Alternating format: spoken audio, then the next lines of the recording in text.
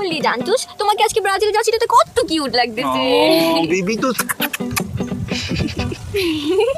আমি তোমার জানতুস আর তুমি আমার বেবি তুস, কিউট না বলো? Cute baby তুস।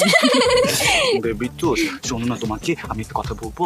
বলো। তুমি আমি অনেকক্ষণ প্রেম করলাম না, এখন তুমি আস্তে আস্তে করে বাসায় চলে যাও। বাসায় চলে যাবো কেন? বলছি তোমার একটা আপু আছে না, হ্যাঁ, আর জেতানার ফ্যান, ও তো এই রাস্তাতেই হাতাহাতি করে। ও যদি হঠাৎ করে তোমাকে আমাকে দেখে ফেলে তাহলে সমস্যা হবে না বলো? এত ভয় পেলে কি চলবে বলো বাবু? একদম চলবে না, কিন্তু আমি তো তোমার আপুকে ভয় পাই না, আমি তো ভয় পাই তোমার ফ্যামিলিকে। আমি এখন কি করি, আমি এখন তুই স্টুডেন্ট না, হ্যাঁ, আমি যদি এখন তোমার ফ্যামিলির সামনে যে দাঁড়াই তারা কি আমাকে মানবে? একদম মানবে না। কিন্তু আমি যদি তোমার নাম আমার বুকে রেখে পড়ালেখা করি, আমি গ্র্যাজুয়েট হই, একটা বড় বড় চাকরি করি, তখন কি কেউ তোমার আমার হাত থেকে সরাতে পারবে? না তা ঠিক বলছো। তাহলে তুমি চাও না বেবি চুজ?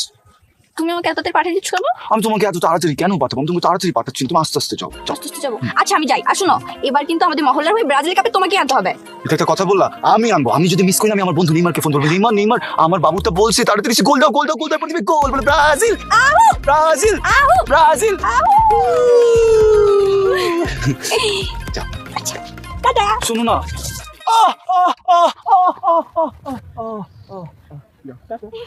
কত কিউট।